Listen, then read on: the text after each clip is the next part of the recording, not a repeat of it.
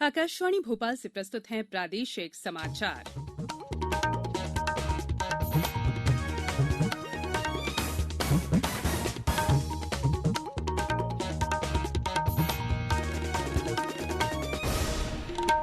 नमस्कार, समाचारों के साथ मैं संयुक्ता बैनर्जी। पहले मुख्य समाचार। केंद्र सरकार ने कहा कृषि संबंधी सुधार किसानों के हितों को ध्यान में रखकर किया गया। नया संसद भवन स्वतंत्रता की 75वीं वर्षगांठ पर वर्ष 2022 में बनकर तैयार होगा। प्रधानमंत्री ने रखी आधारशिला। मुख्यमंत्री शिवराज सिंह चौहान ने राज्य में ड्राइविंग प्रशिक्षण केंद्र शुरू करने के काम में तेजी लाने के दिए निर्देश। और प्रदेश के मौसम में आया बदलाव, पश्चिमी विक्षोभ से अनेक क्षेत्रों में हुई बूंदाबांदी। अब समाचार विस्तार से। केंद्र सरकार ने कहा है कि कृषि संबंधी सुधार किसानों के हितों को ध्यान में रखकर किए गए हैं। कल नई दिल्ली में मीडिया को संबोधित करते हुए कृषि मंत्री नरेंद्र सिंह तोमर ने कहा कि सरकार चाहती है कि किसान उनकी उपज मंडी से बाहर कहीं भी किसी को भी और मनचाही कीमत पर बेच सके। उन्होंने कहा कि किसानों को कृषि सुधार के जिन प्रावधानों पर आपत्तियां हैं, सरकार उनके बारे में खुले दिल से बातचीत करने को तैयार है। उन्होंने कहा कि सरकार ने समर्थन मूल्य और मंडियों के बारे में किसानों की चिंताओं को दूर करने के लिए प्रस्ताव भेजा, लेकिन किसान नेताओं ने इसे अस्वीकार कर दिया। कृषि मंत्री ने कहा कि सरकार ने किसानों की चिंताओं को दूर करने के लिए उनकी ओर से सुझावों की प्रतीक्षा की है, लेकिन वे कानूनों को वापस लेने पर अड़े हुए हैं। वाणिज्य और उद्योग मंत्री पीयूष गोयल ने कहा कि ये बात एकदम स्पष्ट है कि कृषि कानूनों का कृषि उत्पाद विपणन समिति पर कोई असर नहीं पड़ेगा। उन्होंने ये भी कहा कि मंडी प्रणाली जैसी थी वैसी ही बनी रहेगी और किसानों की उपज की सरकारी खरीद न्यूनतम समर्थन मूल्य पर होती रहेगी। प्रधानमंत्री नरेंद्र मोदी ने कल नई दिल्ली में संसद मार्ग पर नए संसद भवन की आधारशिला रखी। विभिन्न धर्मगुरुओं ने सर्वधर्म प्रार्थना की। इस अवसर पर श्री मोदी ने कहा कि नया संसद भवन एक ऐसा स्थान होगा जो 21वीं सदी के भारत की आकांक्षाएं पूरी करेगा। उन्होंने कहा कि यह आत्मनिर्भर भारत के निर्माण का साक्षी होगा। प्रधानमंत्री ने आधारशिला रखे जाने के अवसर को भारत के लोकतांत्रिक इतिहास में मील का पत्थर बताया। उन्होंने कहा कि नया भवन सांसदों की कुशलता बढ़ाएगा, क्योंकि ये आधुनिक सुविधाओं से लैस होगा।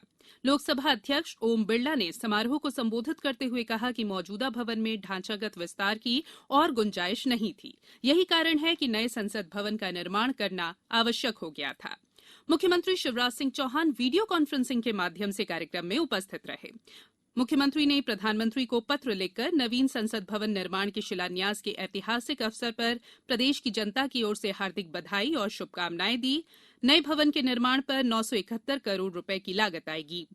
नया संसद भवन स्वतंत्रता की 75वीं वर्षगांठ पर वर्ष 2022 में बनकर तैयार होगा। केंद्रीय गृह मंत्री अमित शाह ने नए संसद भवन के शिलान्यास की सराहना की है। एक ट्वीट में गृह मंत्री ने कहा कि नए संसद भवन का शिलान्यास भारतीय इतिहास में स्वर्णिम दिन है। उन्होंने इस गौरवपूर्ण अवसर पर प्रधानमंत्री नरेंद्र मोदी को शुभकामनाएं दी। भारतीय खाद्य निगम के महाप्रबंधक अनुपम बी व्यास ने प्रधानमंत्री के कोरोना के खिलाफ जन आंदोलन को अपना समर्थन दिया है। साथ ही कोविड-19 से बचाव के लिए मास्क और सामाजिक दूरी का पालन करने को कहा है।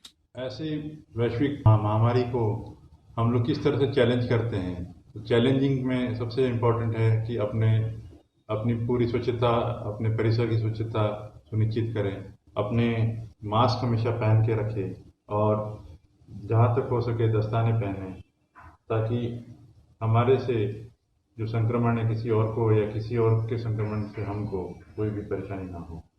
और सबसे इम्पोर्टेंट है सोशल डिस्टेंसिंग कम से कम 2 गज की दूरी हमें जरूर मेंटेन करनी चाहिए।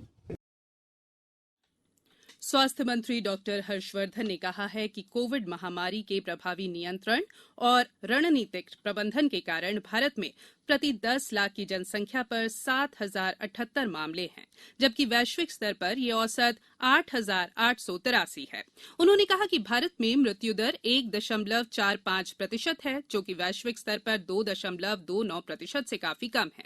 डॉक्टर हर्षवर्धन कोविड-19 के खिलाफ दक्षिण एशिया के टीकाकरण विषय पर आयोजित अंतर मंत्रालय बैठक को वर्चुअल रूप से संबोधित कर रहे थे। इस बैठक का आयोजन विश्व बैंक ने किया था।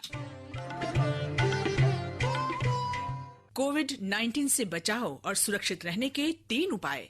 मास्क लगाएं, 2 गज दूरी है जरूरी, सुरक्षित दूरी रखें, हाथ और मुंह साफ रखें।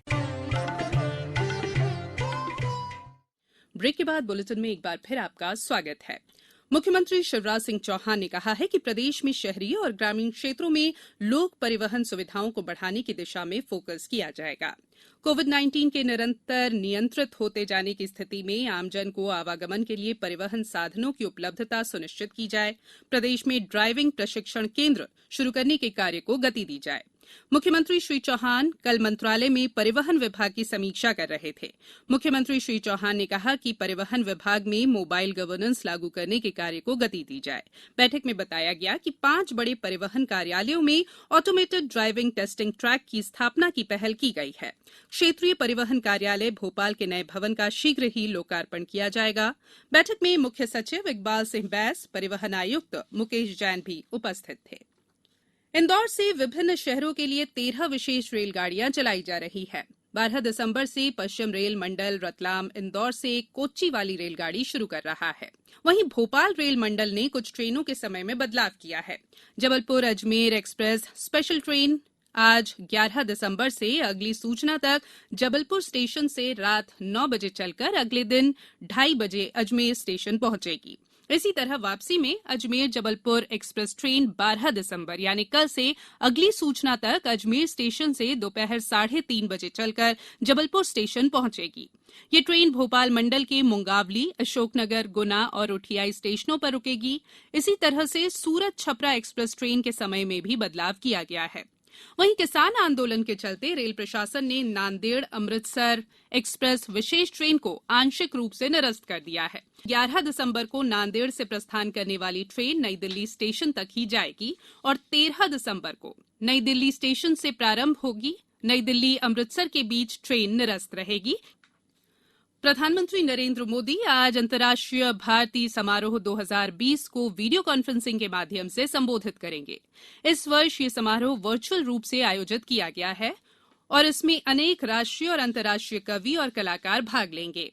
महाकवि सुब्रमण्यम भारती की 138वीं जयंती के उपलक्ष्य में वनविल सांस्कृतिक केंद्र इस समारोह को आयोजित कर रहा है। खरीफ मौसम 2020-21 के लिए धान की खरीदी सुचारू रूप से जारी है। 9 दिसंबर तक 362.31 लाख मीट्रिक टन धान की खरीदी की जा चुकी है। पिछले साल इसी अवधि तक 298.79 लाख मीट्रिक टन धान की खरीद की गई थी। ये खरीद पिछले वर्ष की तुलना में 21.25% अधिक है। अकेले पंजाब से ही 202.77 लाख मीट्रिक टन धान की खरीद की गई। ये कुल खरीद का 55.96% है। मौजूदा खरीद प्रक्रिया से करीब 38,62,000 किसान पहले ही फायदा उठा चुके हैं। किसानों से 68,405 करोड़ रुपए से अधिक मूल्य का धान खरीदा जा चुका है। अब बात मौसम की। प्रदेश में मौसम में हल्का बदलाव महसूस किया जा रहा है। राजधानी भोपाल में कल सुबह से बादल छाए रहे, जो आज तड़के बरस गए। हल्की बूंदाबांदी के बावजूद न्यूनतम तापमान में विशेष बदलाव नहीं हुआ है। मौसम विभाग के अनुसार पश्चिमी विक्षोभ के असर के कारण राज्य के अधिकांश हिस्सों में बादल छाए रहने और हल्की बारिश होने के आसार बने रहेंगे। अब आसमान खुलने के बाद हवाएं चलने पर प्रदेश में तेज सर्दी पड़ने की संभावना बन रही है। मौसम केंद्र के अनुसार पिछले 24 घंटों में प्रदेश में सबसे कम तापमान 10 डिग्री सेल्सियस रीवा और उमरिया में दर्ज किया गया। अगले 24 घंटों के दौरान उज्जैन, शाजापुर, आगरमालवा जिले में बारिश की संभावना जताई गई है। जबलपुर जिले में भी पश्चिमी विक्षोभ एक बार फिर सक्रिय होने से मौसम में बदलाव महसूस किया गया है। यहां रात का न्यूनतम तापमान 12 डिग्री सेल्सियस पर बना हुआ है। वहीं दिन का तापमान 30 डिग्री सेल्सियस के ऊपर बना हुआ है। मौसम विभाग का कहना है कि दक्षिणी हवाओं के कारण शीत का असर कम हो गया है। अंत में बुलेटिन के मुख्य समाचार एक बार फिर। केंद्र सरकार ने कहा कृषि संबंधी सुधार किसानों के हितों को ध्यान में रखकर किया गया। नया संसद भवन स्वतंत्रता की 75वीं वर्षगांठ पर वर्ष 2022 में बनकर तैयार होगा, प्रधानमंत्री ने रखी आधारशिला। मुख्यमंत्री शिवराज सिंह चौहान ने राज्य में ड्राइविंग प्रशिक्षण केंद्र शुरू करने के काम में तेजी लाने के दिए निर्देश। और प्रदेश के मौसम में आया बदलाव, पश्चिमी विक्षोभ से अनेक क्षेत्रों में हुई बूंदाबांदी। इस बुलेटिन में फिलहाल इतना ही। बुलेटिन के अंत में एक अपील, हमेशा ध्यान रखें, मास्क और 2 गज की दूरी, हाथ धोना भी है जरूरी। नमस्कार।